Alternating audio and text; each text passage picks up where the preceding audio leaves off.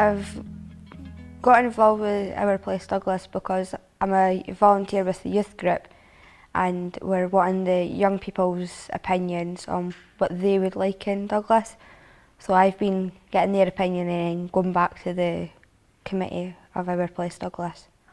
When the lottery first came, they wanted community connectors, and there was quite a few of us that done the training to go around the community and go with the staff from the lottery and ask the community what they would like in Douglas, and it was quite an eye-opener. I'm the director of Rock Solid Youth Project, and Rock Solid was asked by the Our Place team if we could take a lead in trying to coordinate the youth and families initiative of the Our Place project. And so our team of youth workers and young people have been taking the lead in researching what other young people in the community would like to see developed as part of the services and programmes that could come out of the Our Place programme. I first got involved when Paul came to scout the area, and then introduced him to people, and then Sean came on the scene and I became a community connector. I did the training with Paul and Sean for the community connector. Although I never actually went to people's doors, I introduced them to people in the area. Yes, we used the community chest to get a TV because our one wasn't working proper, and so we got it, and now we're able to watch Netflix, which provides less time for going and getting hassle of getting a DVD player and things like that. We're able to do movie nights straight away. Certainly there's a clear want and desire for increased activities around in the evenings, and particularly over the weekends. Lots of young people just want places that they can be young people and also be safe. What I did find quite surprising was that there was a real desire and want for physical activities, particularly around sports. Douglas does benefit from having quite a few good playing fields, but it seems that there's not a great variety of sports activities currently on offer for young people.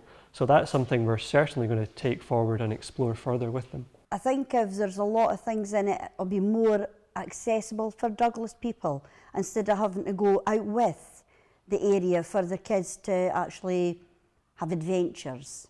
If they have a really good park, then you can just say to the kids, right, we're going along the road, instead of having to pay money to get on a bus or anything.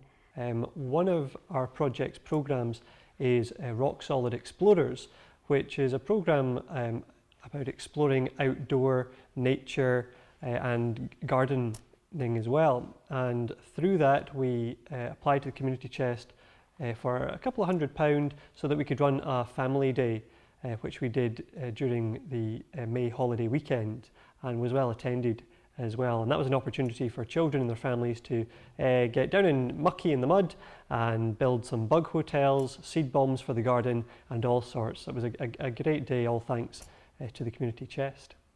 It'll make more places for young people to go, like at the weekends and that, because there's not that much to do. So it'll make it more like young people friendly and more things to do. We applied for a bus trip up to somebody that's doing work for us for gardening. We've got problems with flooding, so we went up north to see his place, and that was good.